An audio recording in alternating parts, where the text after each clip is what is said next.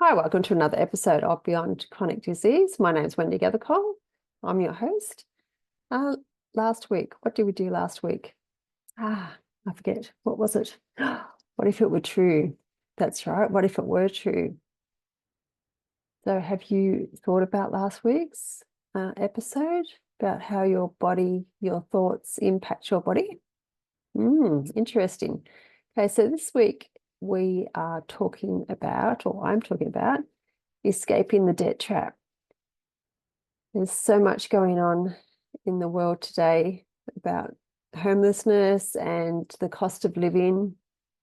In fact, the government has just released recently, about a month ago, all the cheap fares on public transport, and they're giving us all money. Well, probably not me, but they're giving us money for subsidizing the power and whatever else that they decided to do. Now, I'm here to say that that's very short term and it doesn't really help. We really need to look at what we are actually spending our money on. Because if we don't change what we're doing, it will never be sustainable. And that's with anything at all in life. Now, I know this to be true. I know people that are doing the same thing that they've been doing for over 10 years, and they're still painfully in debt. Now, all they need to do is change the way they're looking at things, and all they need to do. It's tough when you're in that situation and you can't see outside of where you're coming from, and also you can't change your situation with the same thought pattern that has got you there in the first place. So if you're struggling you're in debt, and you're telling yourself the same story that you told yourself, that you've been telling yourself for the last 10 years, well, I'm sorry, but you're going to still stay in debt. So escaping the debt trap. So what I'm here to say, is there are some simple strategies that we can do to save some money. So you're not going to like what I'm going to say, but I'm going to say it anyway. So I did a little bit of research on how much the average Australian is spending per month, and then I just divided it by 4, basically, on certain things that I believe we can do without or limit even. And in actual fact, this saves over $300 a week. Now, $300 is a lot of money when you are in debt and you're struggling to buy food or pay your rent. So let's go through them. So nowadays, there's subscriptions for everything. And I know I've got subscriptions for lots of things. And I'm not talking medical subscriptions. I'm talking pay TV, computer subscriptions for viruses and automated systems and, business things that we all require in some way, shape, or form. And they cost a lot of money. But just with, like, I know some people that have got pay TV subscriptions for every single app that you can possibly have. Now, I have 1 or 2, maybe. I don't remember now. Don't use them very often, which is a total waste of money. So I had one in particular, and it just was boring, same shows over and over again after such a long time. And I decided that I would cancel that subscription. In actual fact, I had a few different subscriptions to things. I can't remember what they all were. I'm not talking all pay TV. And our credit card got hacked, and it's the best way to cancel all your subscriptions all at once when your credit card gets hacked, especially if you don't want something and you've been trying to cancel it and you don't tend to talk to people out there.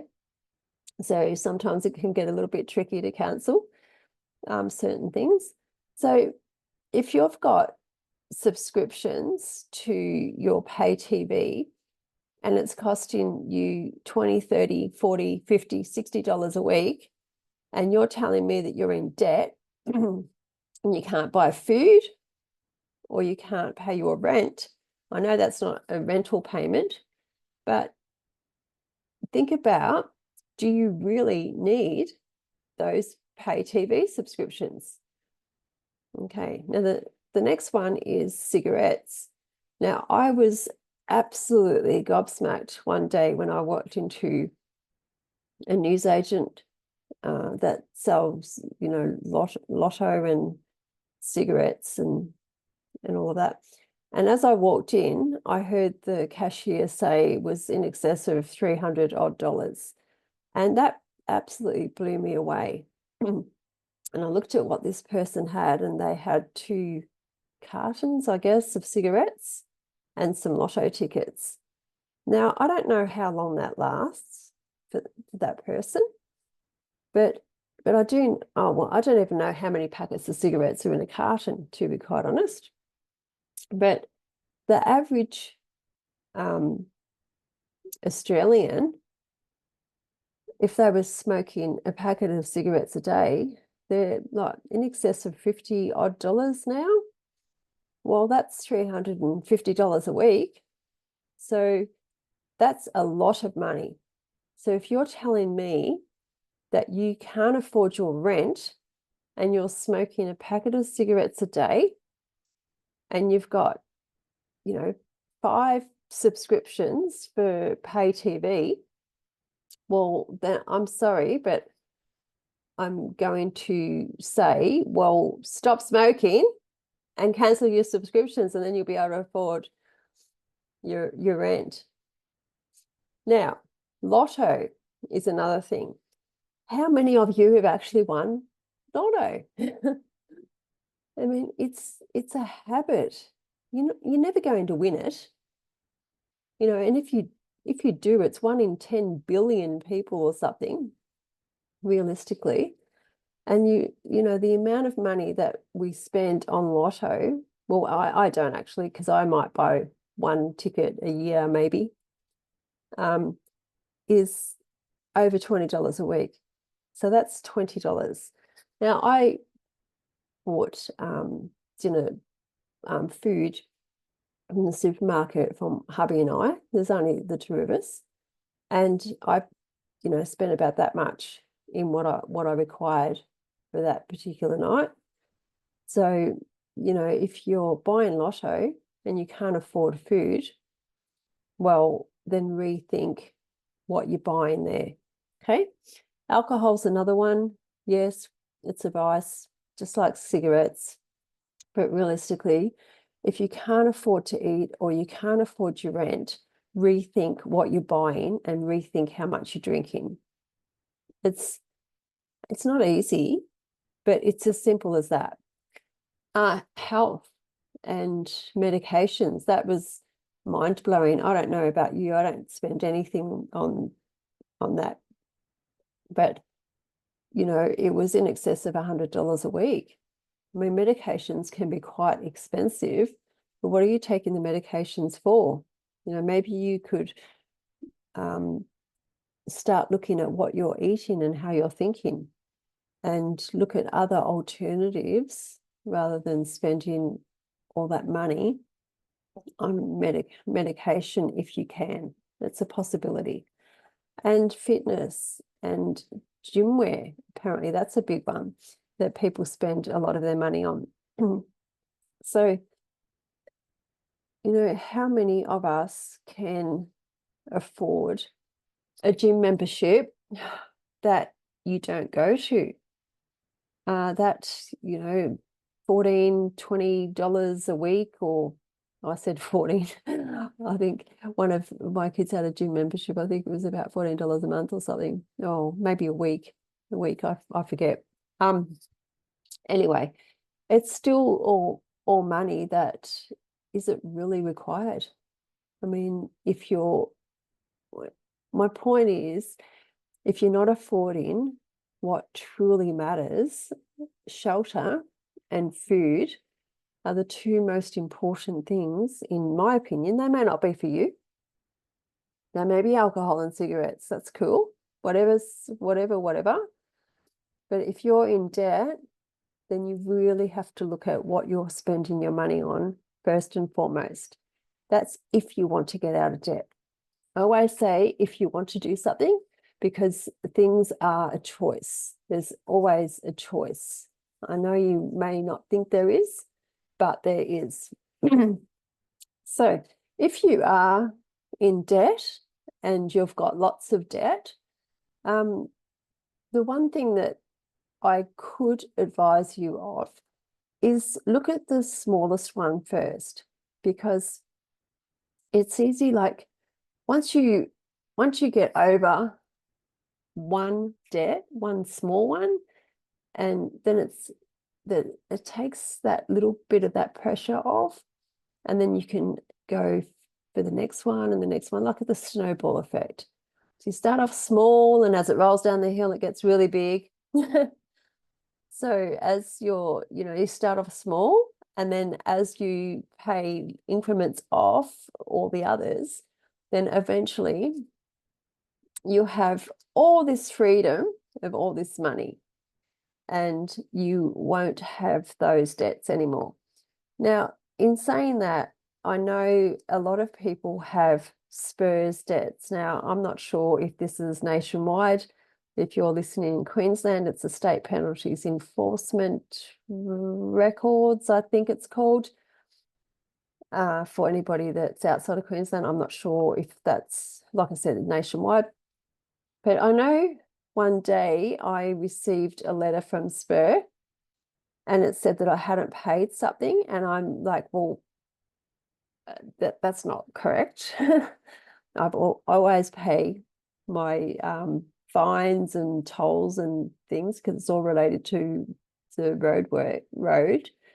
And I just noted on the invoice that because it got transferred straight to Spur because it hadn't been paid, apparently, there was an extra like $67 plus put onto the invoice. Now, if you're traveling on a toll and you're being very clever, and you're thinking, oh, I'm not going to pay this. This can just go to Spur. Well, just think about that, really, because I think you're really stupid.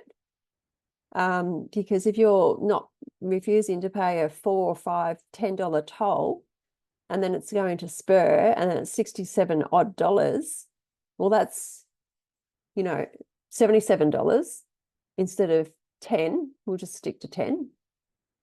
And then, a couple of months later, you do another one, another one, another one. I mean, thousands and thousands of dollars. And for what? Because you think that you're clever and you're outsmarting the government? Well, no, you're not. You're being silly. And it's just easier. And you're saying, oh, Wendy, I don't have the money. Well, if you haven't got the money, don't go on the tolls. Avoid the tolls. There's way to avoid the tolls. And if you haven't got if you haven't got the money, then that brings me to my next point, living within your means. So if you're only getting paid $1,000 a week and you're spending $1,500 a week, does that not make sense to you that you're going to be in debt? So you get paid 1,000 and you're spending 1,500. So you need to look at everything, basically what I've said, or if not more. Where are you spending the money? Yes, I know cost of living has gone up, but you need to choose wisely. I didn't mention takeaway food. Takeaway is very expensive. And we talk about being time poor these days. Sometimes, it takes an effort to eat from home. It takes preparation skills and a want to eat from home. More to the point, it's that want. It's that real want and that desire to get what you really want in this life. So if you really want to get out of debt and you take these little steps to get there, you will eventually get there. And it's not going to happen overnight, especially if you've got thousands of dollars with spur, essentially. And one other thing I can advise you of is stop doing shiny objects, buying shiny objects. And that is, you go to the shops and you're like, oh, doesn't that look really pretty? I wouldn't mind that for my house. But you don't need it. It's just something that you want, just, it looks good. No, if you're in debt, you cannot afford it. So I know people that they're in debt, they'll get paid, and then they say, oh, I've got money. Well, no, you haven't. You may have gotten paid, but you don't really have money. You need to pay your debt. So, and then what are you going to do next week? So living week by week not only causes you stress and anxiety, and then that leads to illness and more stress and then time off work. So just being in debt, it doesn't just mean that you don't have the money. It can correlate to all these other factors as well. So if you're in debt, you need to really sit down and look at what your weekly expenditure, and see how much you get paid and see how you can eliminate some of that debt per week so that you can pay what's required so that your debt doesn't keep growing. Okay? So get out of debt. Escape the debt trap. Don't get it in the first place. Oh, and one more point before I go. Our credit cards. Don't do credit cards. I know some people that never do credit cards. If you have to do credit, that means you have not got the money, so you cannot afford it. I was just going to say that again because it's such a strong point. If you don't have credit, don't do it. And lay-bys, if you haven't got the money, don't do it. Okay? So I know I've known people over the years, they've done lay-bys and they've paid so much off and they can't afford to pick them up. So then you've lost all that money that you've paid because you don't get it back. Unless there's policies in place for cancellation, but you don't get that back. So don't do credit because that means you haven't got the money in the first place. So escape the debt trap. And I don't know, just try not to live outside your means. That's the best way to say it, really. And, yes, we all need to get mortgages and so forth, but you need to, no one can physically spend, $1 million on a on a home or have $1 million in the bank these days. But you still need to live within your means, even when you have that mortgage.